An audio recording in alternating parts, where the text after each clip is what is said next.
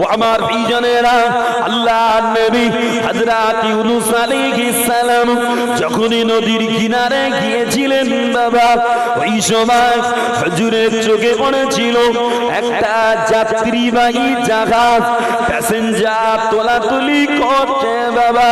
ও আমার ভাইজানেরা, ইউনূস আলাইহিস সালাম হুজুরাত দেরি না করে ওই জাহাজে উঠে পড়েছিল বাবা।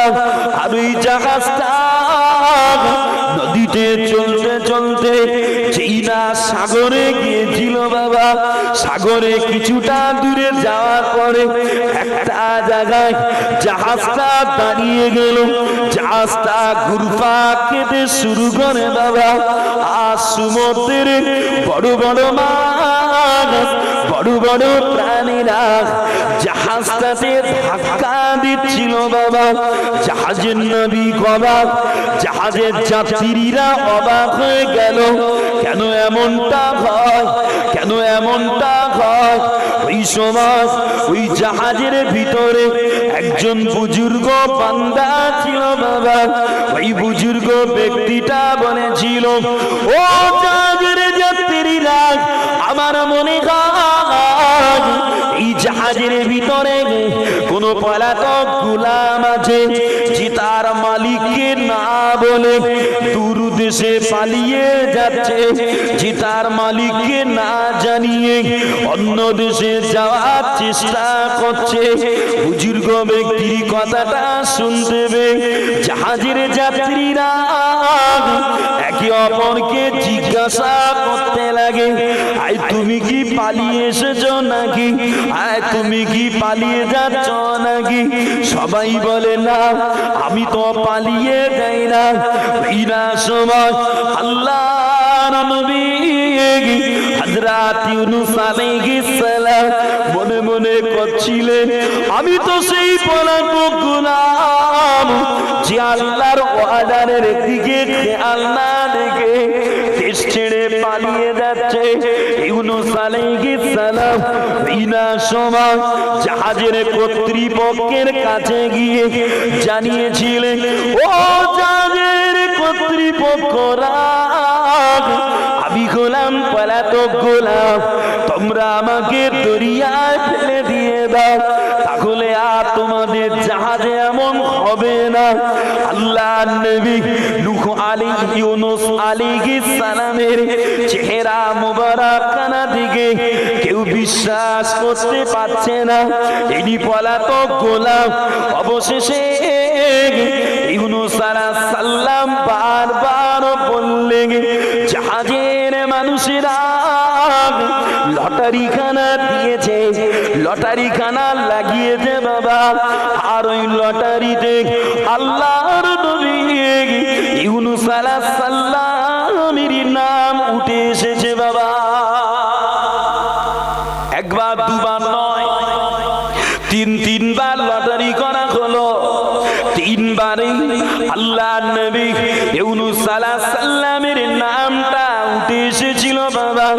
অবশেষে জাহাজের মানুষেরা নিরুপায় হয়ে আল্লাহর নবীকে আর দরিয়ায় সেদিন ফেলে দিয়েছিল বাবা। যে ইউনূস আলাইহিস সালামকে জাহাজের মানুষেরা নিরুপায় হয়েছে, দেখছে এছাড়া আর কিছু করার নেই। তিনবার লটারি দিলাম, তিনবারই এই ব্যক্তির নাম এসেছে, একে দরিয়ায় ফেলা ছাড়া উপায় নেই।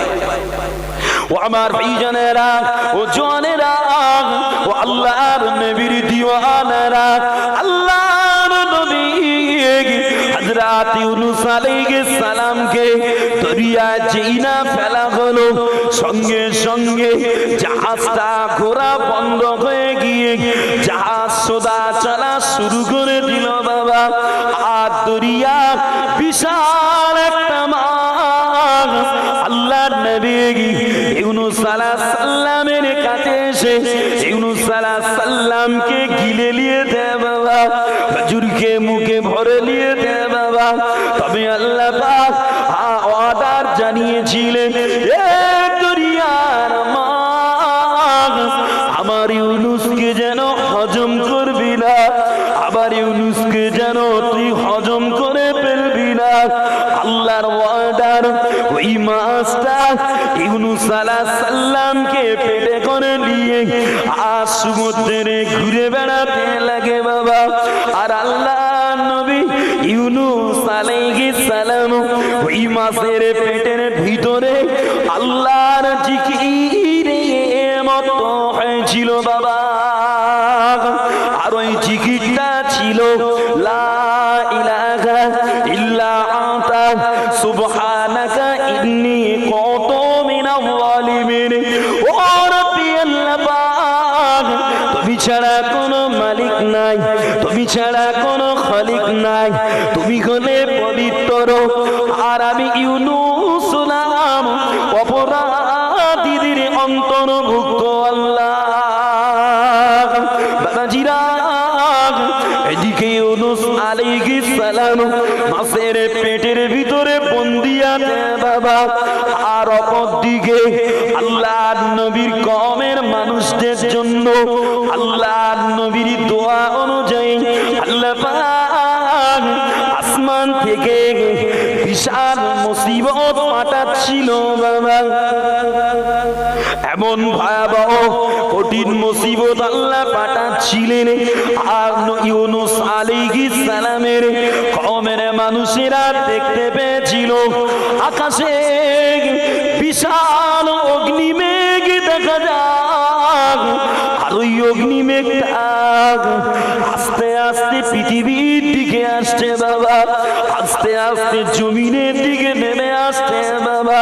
যখন ওই অগ্নি বৃষ্টিটা কওমের মানুষেরা দেখতে পেয়েছিল, ওই সময় কওমের মানুষেরা ভয়ে ভীত সন্ত্রস্ত হয়ে গিয়েছিল বাবা।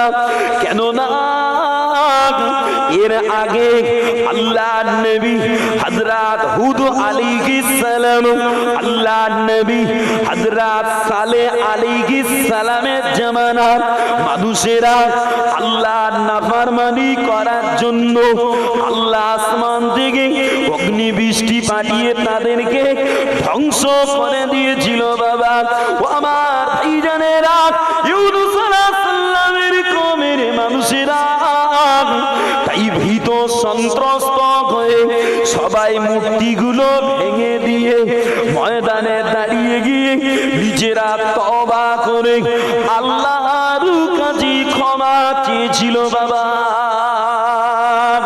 ও আমার ভাইজানেরা, ওই দিনে কওমের মানুষের দোয়া আল্লাহ পাক কবুল করে নিয়ে ওদের উপর থেকে আযাবটা আল্লাহ তুলে নিয়েছিল বাবা।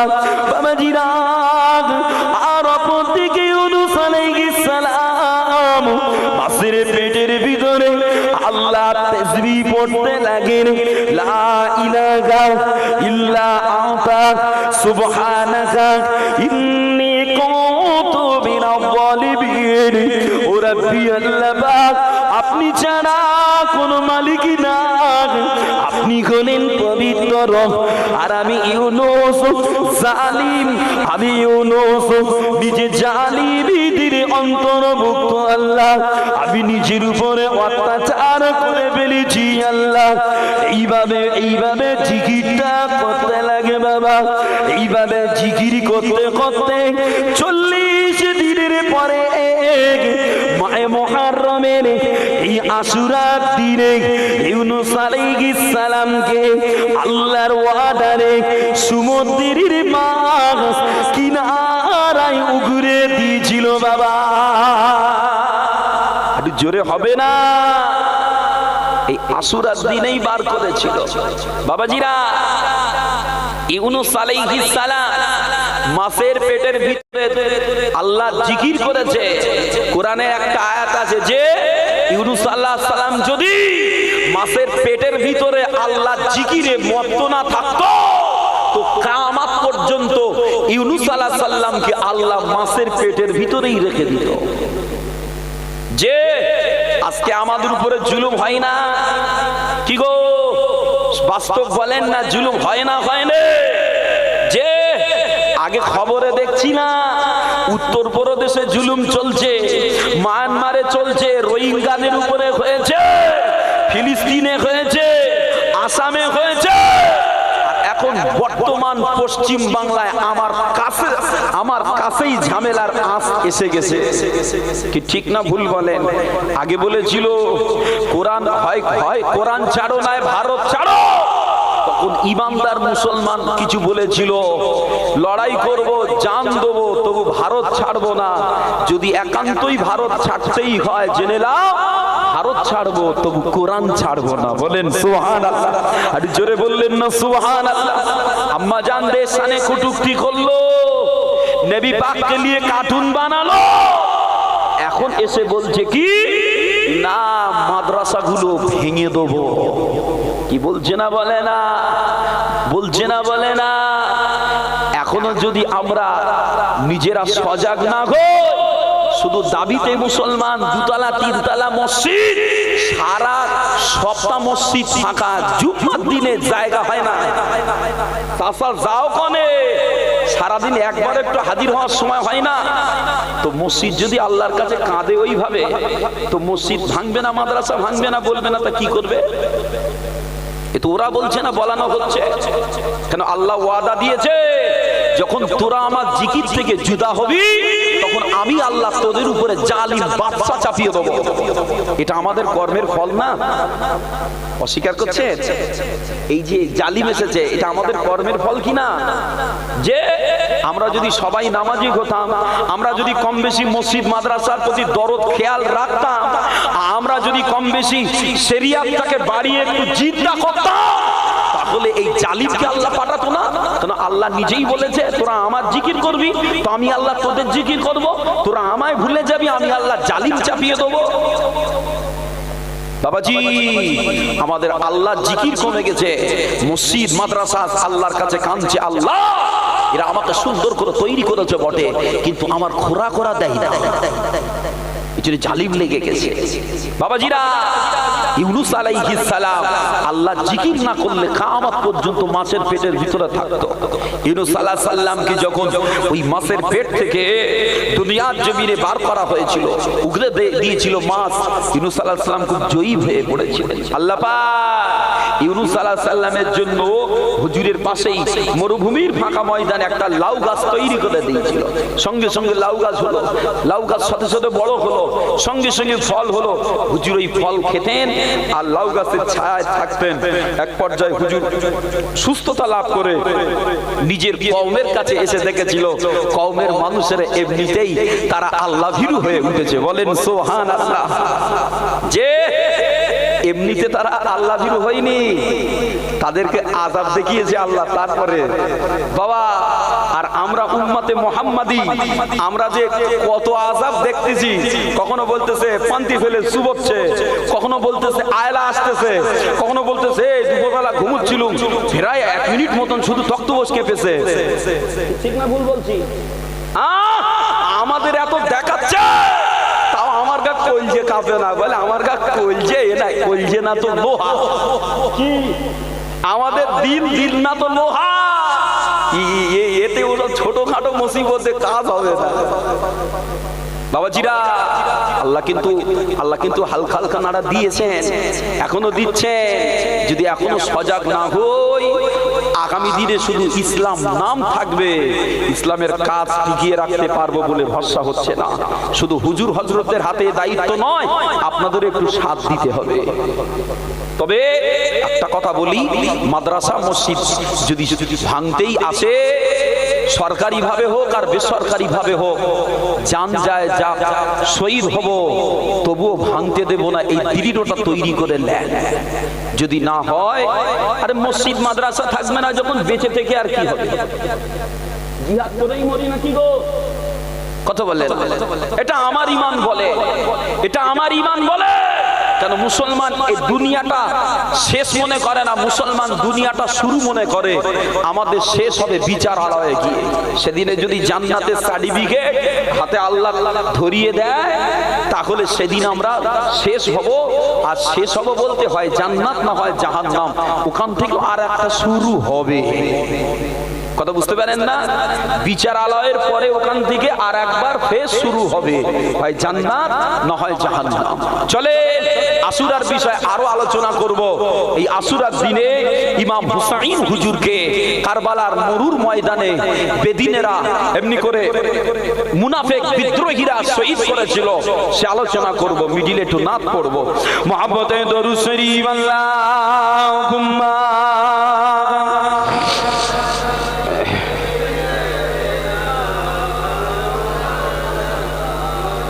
وعلى آله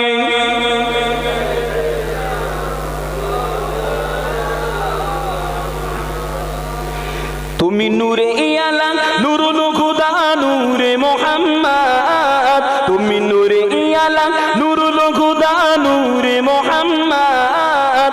ওই নাম শুনিয়া পড়লে দরুদ লাগে মনে সাদ, ওই নাম শুনিয়া পড়লে দরুদ লাগে মনে সাদ।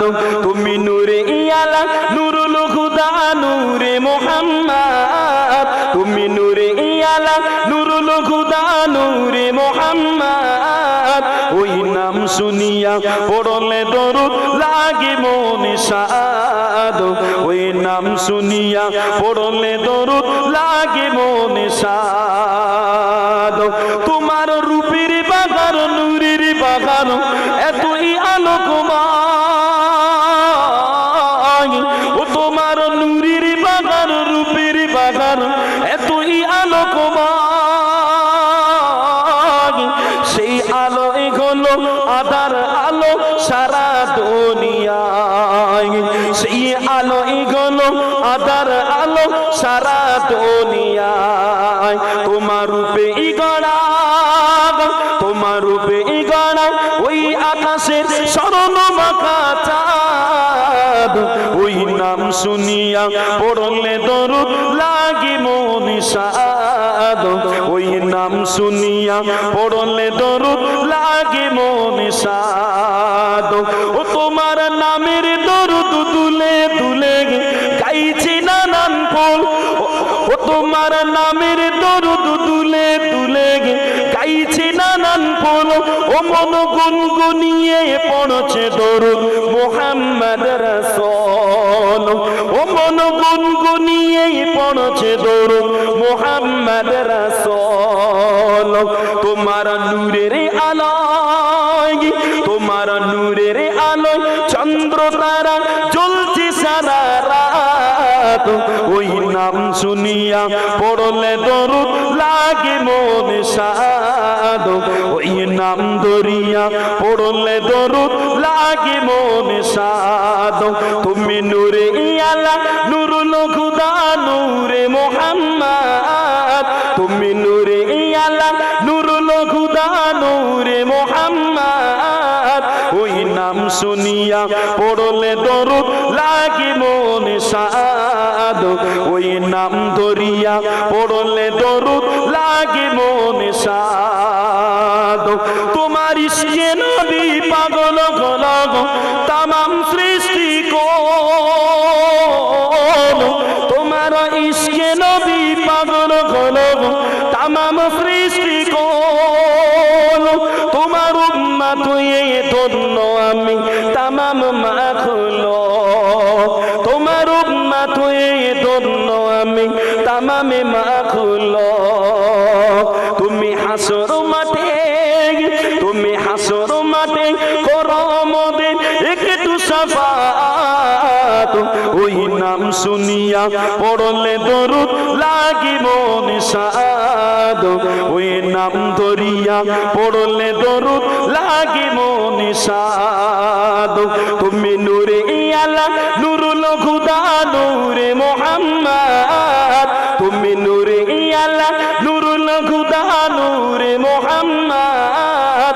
ওই নাম ধরিয়া পড়লে দরুদ লাগে মনে সাদ, ওই নাম ধরিয়া পড়লে দরুদ লাগে মনে সাদ। আল্লাহুম্মা হুজুর কা दीवाना और गो उनका तराना, गली गली गाम गाम में सलाम ही सलाम लिखो जिंदगी तमाम शागे दो जहां की नाम लिखो जिंदगी तमाम शागे दो जहां की नाम मैं सलाम ही सलाम। कैसा प्यारा नाम रखा अल्लाह ने हुजूर का आमना के लाल यानी आका पुरनूर का। कैसा प्यारा नाम रखा अल्लाह ने हुजूर का आमना के लाल यानी आका पुरनूर का। प्यारा नाम लेगे जब फोटो प्यार से लेता प्यारा नाम लेगे जब फोटो प्यार से लेता एक दूसरे को थामे सलाम ही सलाम लिखो जिंदगी तमाम शागे दो जहां की नाम लिखो जिंदगी तमाम शागे दो जहां की नाम मैं सलाम ही सलाम। अल्लाहुम्मा डेकोरेटर भाई एक तो आसें तो मौलाना मुहम्मद वाला आले माइक चालक डेकोरेटर भाई एक तो आसबे। পৃথিবী থমকে গেছে হারিয়েছে চিরচেনা রূপ। পৃথিবী থমকে গেছে হারিয়েছে চিরচেনা রূপ। থেমে গেছে কোলাহল ভেঙে গেছে মনোবল থেমে গেছে কোলাহল ভেঙে গেছে মনোবল অদৃশ্য ইশারায় সব নিশ্চয়। একটু পেশার ভাষা পৃথিবী থমকে গেছে হারিয়েছে চিরচেনা রূপ। পৃথিবী থমকে গেছে হারিয়েছে চিরচেনা রূপ। থেমে গেছে কোলাহল ভেঙে গেছে মনোবল থেমে গেছে কোলাহল ভেঙে গেছে মনোবল অদৃশ্য ইশারায় সব নিশ্চয়। ইয়া নাফসি শুনি চিৎকার অদৃশ্য কেউ যেন বলছে ডেকে বলো আজ রাজত্বকার বলো আজ রাজত্বকার বলো আজ রাজত্বকার বলো আজ রাজত্বকার। ইয়া নাফসি ইয়া নাফসি ইয়া নাফসি ইয়া নাফসি।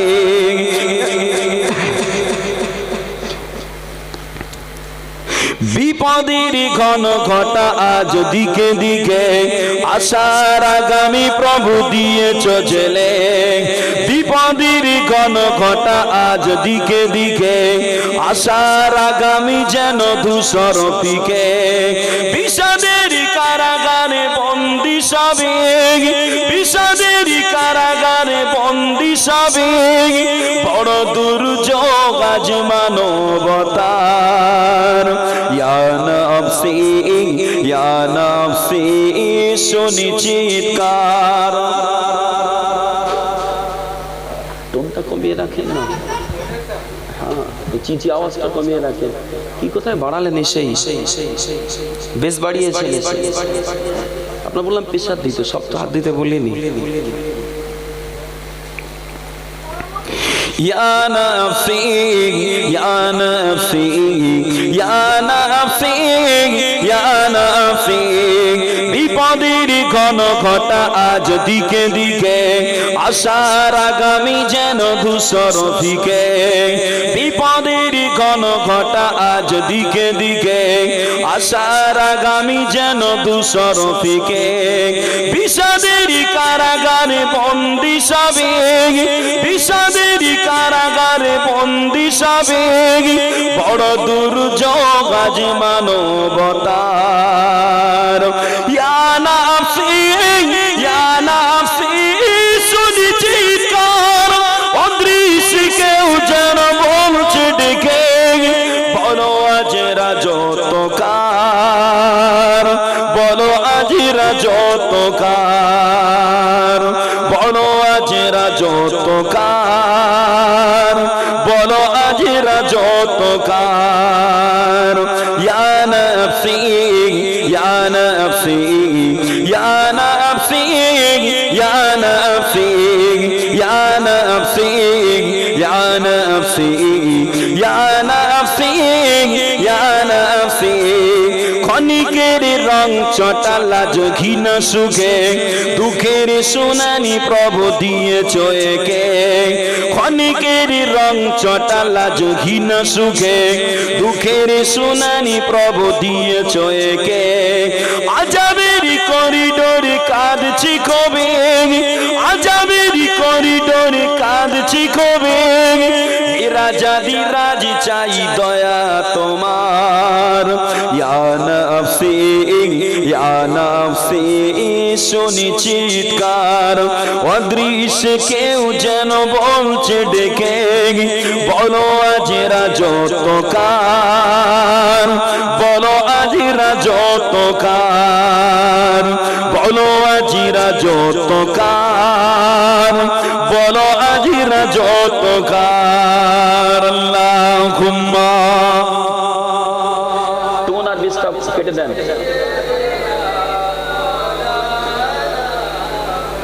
বেস একদম কেটে দেন। ওয়ালা আলি, সাউন্ড পরিষ্কার করেন। বললাম একটু প্রেসার দিতে হিজিবিজি করে। ওয়ালা আলি সাইয়্যিদিনা, একটু কমিয়ে রাখেন, অনেক সামনে সাউন্ড কমিয়ে রাখেন। সাল্লাল্লাহু আলাইহি ওয়াসাল্লাম, সকলে পড়েন সাল্লাল্লাহু আলাইহি ওয়াসাল্লাম। মহান আল্লাহ পাক বড় দয়াবান মেহেরবান। জ্ঞান কমার, এই যে জ্ঞান অতিরিক্ত হয়ে গেছে, ঠিকই ছিল, একটু পেশার চাইছে, হলো কি করলো তা আল্লাহ জানে। মহান আল্লাহ পাক জ্ঞানটা কমিয়ে দেন, যে দূর থেকে জ্ঞান নিচে কমান। বড় দয়াবান মেহেরবান যে আল্লাহ পাক আজকে দিনে আমাকে আপনাকে ভালোবেসে মহাব্বত করে এত সুন্দর একটা পুত পবিত্র মাজমা মাহফিলে বসিয়েছে, যে মাহফিলে বসলে বান্দার জীবনের গুনাহ সাগীরা গুলো আল্লাহ এমনি মোচন করে দেন। সকলে পড়েন আলহামদুলিল্লাহ, আর মহাব্বতে পড়েন আলহামদুলিল্লাহ। পাশাপাশি জানাই সৈয়দুল আম্বিয়া সরকারে দো আলম, জ্ঞানটা আরো কমান, অনেক দূর হয়ে গেছে। যে নবী পাকের ওসিলা করে আল্লাহ পাক আজকে দিনে আমাকে আপনাকে সৃষ্টি শ্রেষ্ঠ করে আশরাফুল মাখলুক করে तमाम নবীদের উম্মতের তুলনায় আমার আপনার শান মান পাওয়ার ইজ্জত উঁচু করে বড় করে দুনিয়া পৃথিবী জমিনে কায়েম ও দায়েম রেখেছে। ওই নবী পাকের উপরে দরুদের নজরানা সকলে পড়ি সাল্লাল্লাহু আলাইহি ওয়াসাল্লাম। পড়েন সকলে সাল্লাল্লাহু আলাইহি ওয়াসাল্লাম। বাবাজিরা, আল্লাহ পাকের রহমত, আল্লাহ পাকের দয়া ছাড়া দুনিয়ার জমিনে কোন পিপিলিকারও ক্ষমতা হয় না একটা কদম আগিয়ে চলে। সেই জায়গায় কঠিন এক পরিস্থিতির ভিতর দিয়েও আল্লাহ পাক আমাকে আপনাকে দ্বীন শরিয়াতের মাজমা হাদিস কোরআনের আলোচনার মজলিস তৈরি করে হাজির হওয়ার মতো তৌফিক আতা করেছে। ওই আল্লাহ পাকের দরবারে হামদ শুকরিয়া প্রশংসা একটু মহাব্বতে পড়েন আলহামদুলিল্লাহ। তবে আজকে দিনের মাহফিলটা এমন এক মাহফিল, যে মাহফিলটা খাস করে মাহে মুহররমে আশুরার দিনের ফজিলাত লক্ষ্য করে করা হয়েছে। বাবাজিরা, আল্লাহ পাক রব্বুল আলামিন কালামুল্লাহ শরীফের ভিতরে বললেন, আরেকটু কমান জ্ঞান, আরেকটু কমান। আল্লাহর কোরআন পারা নম্বর 10 সূরা তাওবার 36 নম্বর আয়াত আল্লাহ বলছেন, ইন্না ইদ্দাতাশ শুহুরি ইনদাল্লাহ, নিশ্চয়ই মাস গণনায় আল্লাহ পাকের কাছে মাস হলো হিসনা আশারা, 12টা মাস। আর এই জিনিসটা ফি কিতাবিল্লাহ, আল্লাহ কোরআন দিয়ে আমাদের কাছে জানিয়ে দিয়েছে। আর এই যে 12টা মাস আল্লাহ নির্ধারণ করেছেন, আল্লাহ বলছে ইয়াউমা খালাকাস সামাওয়াতি ওয়াল আরদ, আসমান জমিন সৃষ্টির দিক থেকেই আল্লাহ 12টা মাস সিলেক্টেড করেছেন। তবে ঠিক আছে, মিনহা আরবাআতুন হুরুম, এই 12টা মাসের ভিতরে 4টি মাসকে আল্লাহ বড় সম্মানীয় করেছেন। যেমন জিলকাদ, জিলহজ, মুহররম আর রজব, এই 4টি মাসকে আল্লাহ সম্মানীয় করেছেন। যেমন দুনিয়ার জমিনে আমাদের অল্প ইবাদাতে অতিরিক্ত সওয়াব দেওয়ার জন্য জীবনের গুনাহ মোচনের দিকে তাকিয়ে আল্লাহ করেছে 5, তার ভিতরে আশুরার দিনে কদরের রাতের মতো ফজিলতময় দান। আল্লাহ পাক কোরআন পাকে বললেন ফালা তাজলিমু ফিহিন্না আনফুসাকুম, আর তোমরা এই মাসগুলোর ভিতরে নিজেদের প্রতি অত্যাচার করবে না, মারামারি কাটাকাটি করবে না, বিবাদে জড়াবে না। কেন? মাসে গুনাহ করলে গুনাহ হয়, হারাম মাসে মারামারি কাটাকাটি করলে আরো বেশি গুনাহ হবে বাবাজিরা।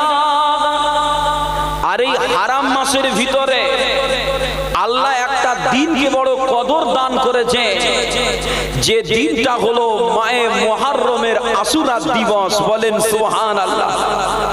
আল্লাহ নবী দয়ার নবী হাদিস পাকে বলেছেন আফদালুস সিয়ামি বাদা রমাদান, রমজান মাসের পরে যদি উত্তম কোন রোজা থাকে সেটা হলো শাহরুল্লাহিল মুহররম, মুহররম মাসে আশুরার দিনের রোজাটা হলো বড় উত্তম রোজা। সুবহানাল্লাহ।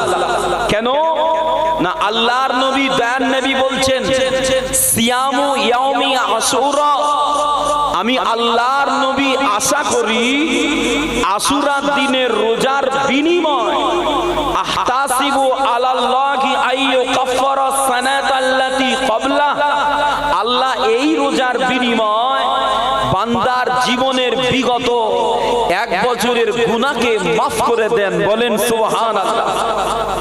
শুধু তাই না, আশুরার দিনে আল্লাহ পাক কয়েকজন নবী আলাইহিমুস সালামকে বড় বড় মুসিবত থেকে মুক্তি দিয়েছিলেন। যেমন আল্লাহর নবী হযরত মুসা আলাইহিস সালাম ফেরাউনের কবল থেকে বাঁচার জন্য যখন দেশ ছেড়ে চলে যাচ্ছিলেন, মিশর ছেড়ে চলে যাবেন, সামনে পড়েছিল নীল নদ দরিয়া।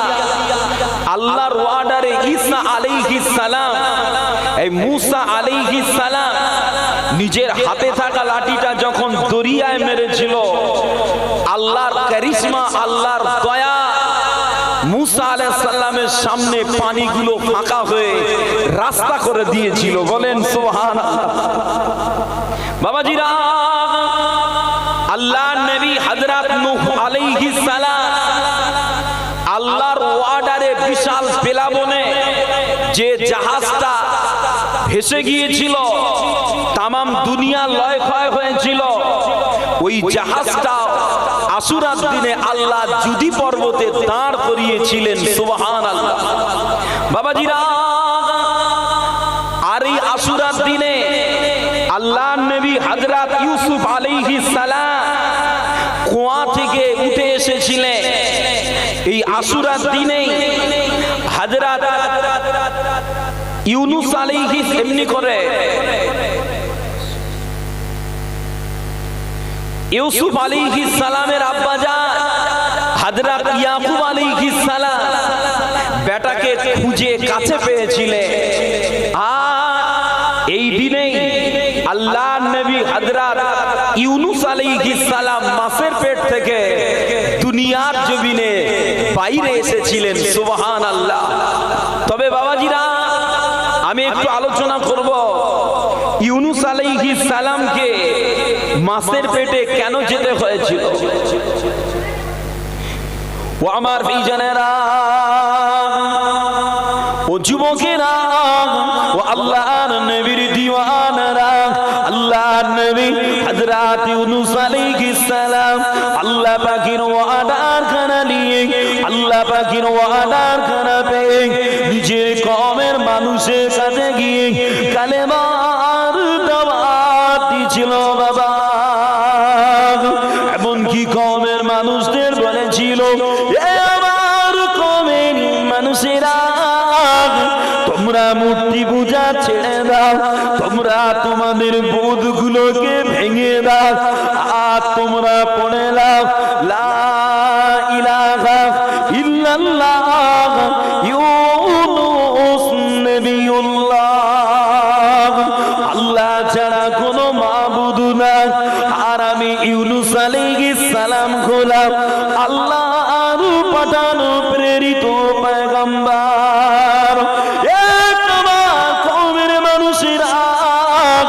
যদি তোমরা আমার কথা না লাও, তাহলে তোমাদের উপরে কঠিন মুসিবত হাজিরি হতে পারে, মহা বিপদ তোমাদের কাছে আসতে পারে। ওইরা সবার আল্লাহর নবী নূহ আলাইহিস সালামের কওমের মানুষেরা ঠাট্টা ছলে বলেছিল, ও আল্লাহর নবী নূহ, ও আল্লাহর নবী ইউনূস আলাইহিস সালাম, আপনার আল্লাহ পাক কি মুসিবত পাঠাবেন। ইউনূস আলাইহিস সালাম বলেছিলেন, আল্লাহ পাক মহা কঠিন বিপদ পাঠাবেন, যেমন ভূমিকম্প, আসমান থেকে অগ্নিবৃষ্টি, বিশাল প্লাবন দিয়ে তোমাদের তছনছ করে দেবে বাবা। বাবাজিরা, নূহ আলাইহিস সালামের কওমের মানুষেরা এই কথাটা শুনে আবার ঠাট্টা তামাশায় মেতে উঠেছে বাবা। হুজুরকে নিয়ে টিটকারি করেছে বাবা। টিটকারি করার পরে ও বেঈমান কুতুবগারা আবার জিজ্ঞাসা করেছিল, ও আল্লাহর নবী ইউনূস আলাইহিস সালাম, তোমার আল্লাহ ওই মুসিবত কবে দেবে, ওই মুসিবত কখন দেবে, আমরা সেটা দেখতে চাই। ইউনূস আলাইহিস সালাম বলেছিলেন, ও আমার কওমের মানুষেরা, এটা আমার আল্লাহ ভালো জানে রে, এটা আমার আল্লাহ ভালো জানে রে। কওমের মানুষেরা ওই সময় রাগান্বিত হয়ে গিয়ে ওরা ইট পাথর ছুঁড়ে ছুঁড়ে আল্লাহর নবীকে কাঁদিয়েছিল বাবা। আমার বেজানেরা, এমন ভাবে আল্লাহর নবী ইউনূস আলাইহিস সালাম নিজের কওমের মানুষদের গায়ে 40টা বছর ধরে কালেমার দাওয়াত দিয়েছিল বাবা, দ্বীনের দাওয়াত দিয়েছিল বাবা। এরপরেও ওই কওমের মানুষেরা একজনেও কালেমা পড়েনি বাবা। বাবাজিরা, যখন কেউ কালেমা পড়ছে না, তখন আল্লাহর নবী হযরত ইউনূস আলাইহিস সালাম আল্লাহ পাকের দরবারে নালিশ জানিয়েছিলেন, ও রব্বি আল্লাহ পাক, ও আমার মালিক, ও আমার খালিক, আমার কওমের মানুষেরা এরা আমার কথা লাই না, এরা আমার কথা মানে না। আল্লাহ পাক, আপনি এদের উপরে আপনার গজব নাযিল করে দেন। এই বদদোয়াটা করে আল্লাহর নবী যখন বাইরে এসেছিলেন, ওই সময় কওমের মানুষেরা জিজ্ঞাসা করতে লাগে, ও নবী ইউনূস, ও নবী ইউনূস আলাইহিস সালাম, আর তোমার আল্লাহর দেওয়া বিপদ কখন আসবে, তোমার আল্লাহর দেওয়া বিপদ কবে আসবে? আল্লাহর নবী ইউনূস আলাইহিস সালাম সেদিন কওমের মানুষদের বলেছিলেন, এ আমার কওমের মানুষেরা, 3 দিনের মধ্যে মুসিবত হাজিরি হয়ে যাবে, বিপদ হাজিরি হয়ে যাবে।